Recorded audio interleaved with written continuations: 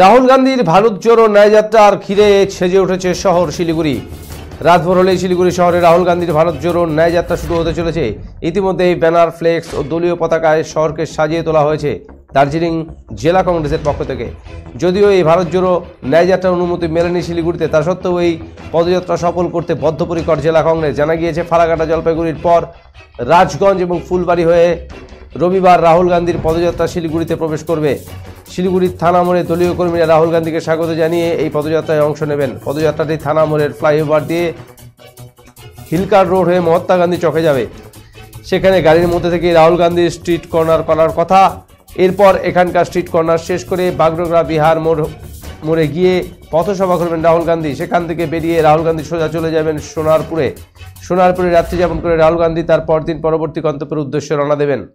দার্জিলিং জেলা কংগ্রেসের সাধারণ সম্পাদক জীবন মজুমদার অভিযোগ করে বলেন, রাজ্য সরকারের তরফে ভারত জোড়ো ন্যায়যাত্রার জন্য সম্পূর্ণ অসহযোগিতা করা হচ্ছে। জনসভা করার কথা থাকলেও তার অনুমতি মেলেনি। তার আরও অভিযোগ, বিভিন্ন জায়গায় ফ্লেক্স খুলে দেওয়া হচ্ছে।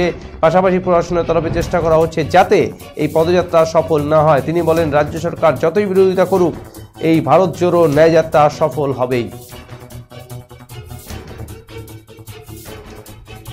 এই পদযাত্রা, ভারত জোড়ো ন্যায়যাত্রা সম্পূর্ণভাবে সফল হবে এবং শিলিগুড়ির আপামর মানুষের এবং বিভিন্ন সংগঠন যেভাবে আমাদের কাছে আবেদন করেছে যে রাহুল গান্ধীর সাথে আমরা একটু মিট করতে চাই, একটু কথা বলতে চাই, তাতে আমরা মনে করি যে শিলিগুড়িতে রাহুল গান্ধীর ভারত জোড়ো ন্যায়যাত্রা সম্পূর্ণভাবে সফল হবে এবং আমরা সার্বিকভাবে সে প্রচেষ্টা চালিয়েছি এবং বিভিন্নভাবে শিলিগুড়ি শহরকে আমরা সাজানোর চেষ্টা করেছি। সেই কাজটা এখনো চলছে। আগামীকালকে ওনার নির্দিষ্ট সময়সূচি অনুযায়ী পদযাত্রাটা হবে। শিলিগুড়ির মানুষ প্রায় এখানে বেরিয়ে পড়বে। আমরা দলমত নির্বিশেষে অনেক মানুষের খবর আমরা পেয়ে গেছি, যারা তৃণমূল করে তারাও রাহুল গান্ধীর সাথে দেখা করার জন্য ব্যস্ত হয়ে পড়েছে।